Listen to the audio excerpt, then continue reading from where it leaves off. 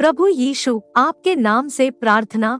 हे प्रिय पिता परमेश्वर, आज हम आपके नाम में, आपके चरणों में नतमस्तक होकर प्रार्थना करते हैं। हम आपके अनंत प्रेम और दया के लिए धन्यवाद करते हैं।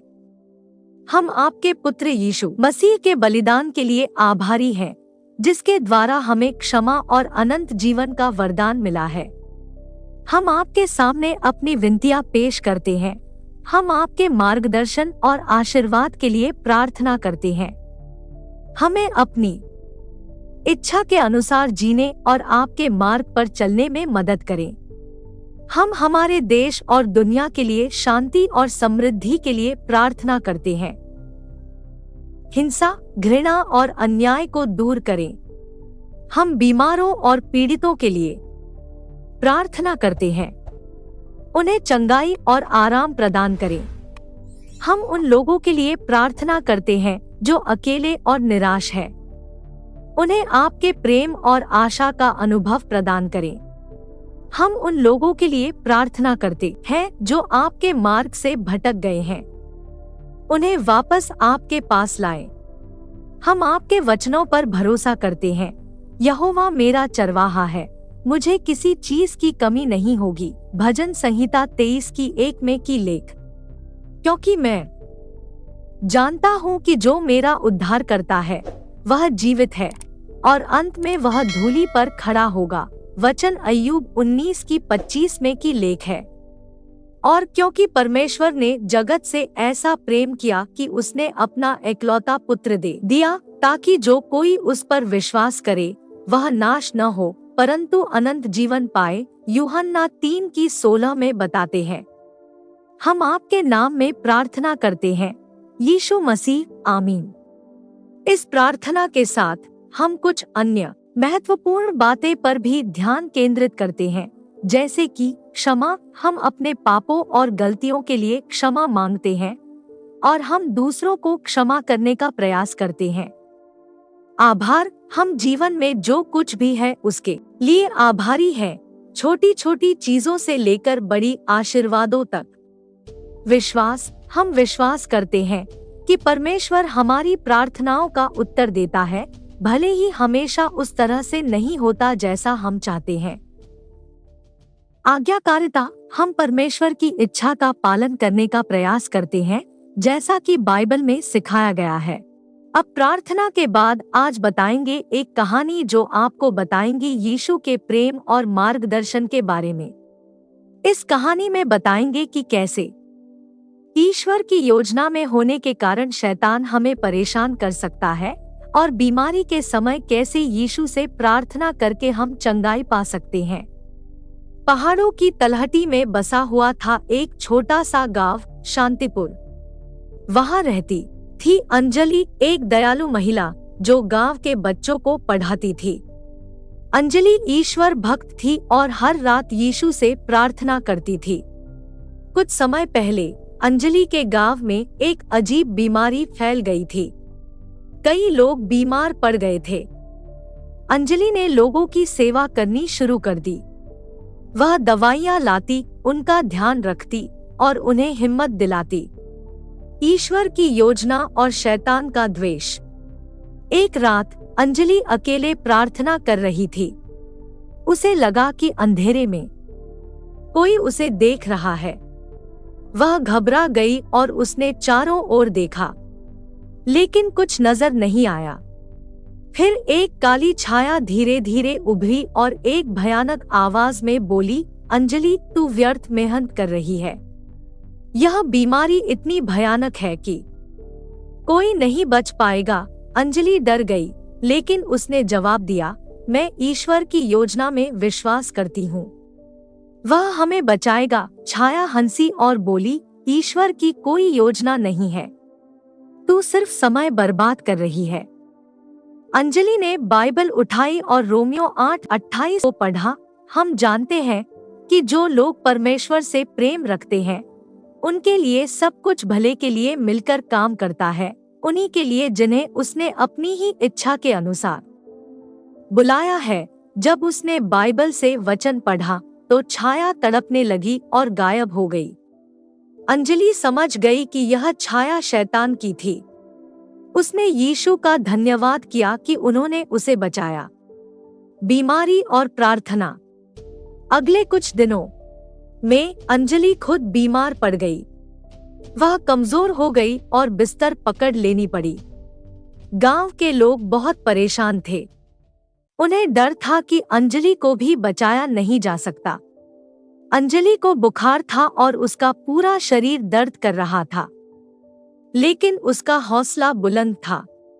उसने यीशु से प्रार्थना की, प्रभु यीशु, मैं बीमार हूँ। मुझे बहुत दर्द हो रहा है। कृपया मुझे ठीक कर दें ताकि मैं फिर से लोगों की सेवा कर सकूं। वह बाइबल निकालने की कोशिश कर रही थी, लेकिन उसकी ताकत कम पड़ गई। उसी समय अंजलि की 10 साल की बेटी आरती कमरे में दाखिल हुई। आरती ने अपनी माँ को बीमार देखा तो वह रोने लगी। अंजलि ने मुस्कुराकर उसे दिलासा दिया। आरती ने देखा कि उसकी माँ बाइबल निकालने की कोशिश कर रही थी। आरती दौड़कर गई और बाइबल ले आई। अंजलि ने आरती को यशायाह 53:5 को पढ़ने के लिए कहा। उसे हमारे अपराधों के लिए घायल किया गया और हमारे अधर्म के लिए कुचला गया। सजा उस पर ही थी जिससे हमें मिले, और उसके कोड़े खाने से हम सब चंगे हुए। आरती ने मीठी आवाज में बाइबल पढ़ी। अंजलि ने महसूस किया जैसे उसके ऊपर एक शांति की लहर छा गई हो। उसे ऐसा लगा कि यीशु उसे ठीक कर रहे हैं। कुछ दिनों बाद अंजलि धीरे धीरे ठीक होने लगी।